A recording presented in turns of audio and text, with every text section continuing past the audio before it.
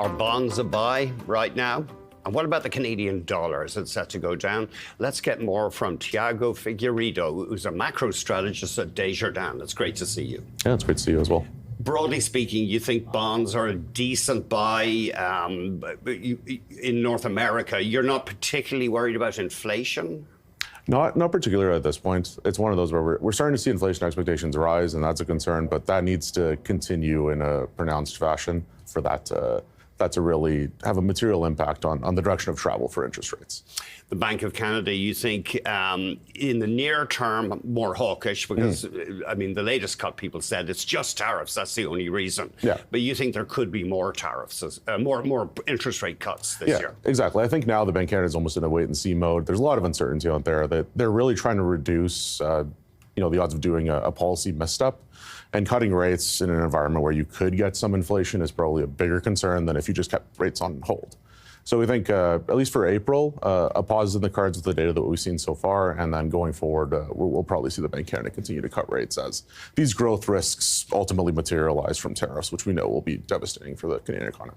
And south of the border, you think the Fed will, even reluctantly, have to cut rates again? Eventually. There's definitely a higher bar in the U.S. What we're seeing on the inflation expectation side is much more concerning in the U.S.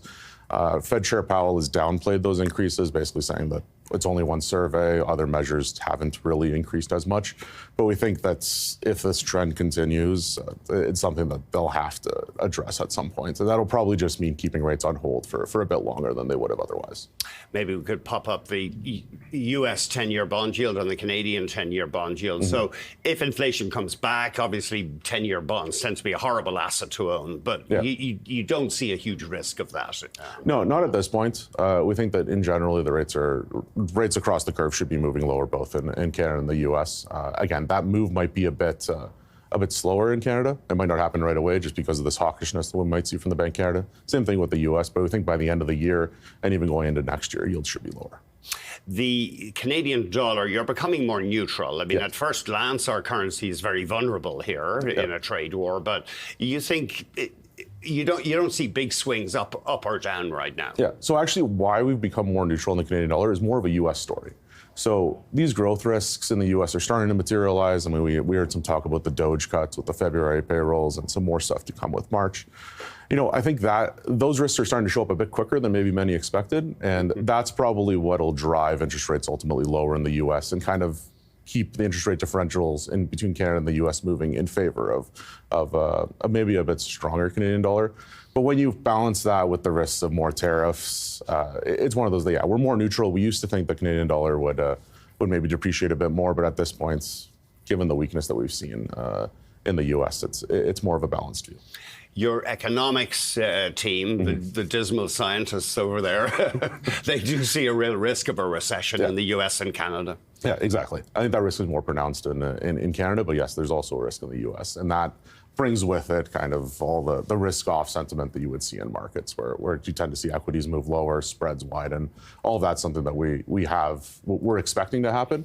It might not happen right away. Again, it really depends on how the data flows, but assuming the U.S. administration continues on the track that it's going, that's probably something that will happen.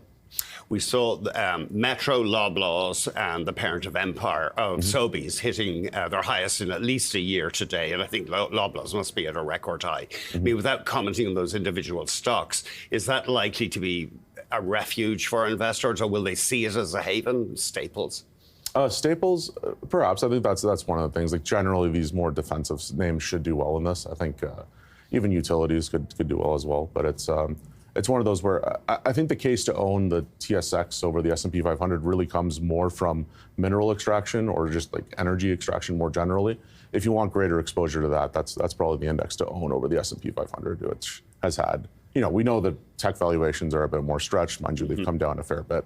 So if you're looking for something a bit more neutral, that's or something away from tech. I think that's really the bigger case. And Europe, you're in the camp that Europe looks fairly decent right now?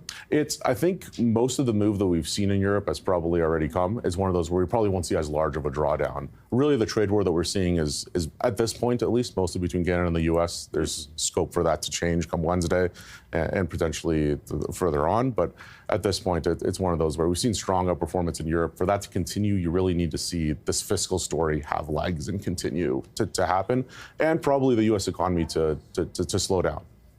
I mean, it is interesting. We hear that Trump and his team want a fundamental reworking of the U.S. economy. Yeah. But it seems like moving manufacturing back. I mean, manufacturing left America for a reason, because it was expensive.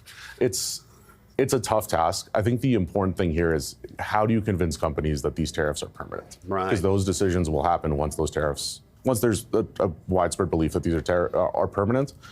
The market's not convinced that these are permanent.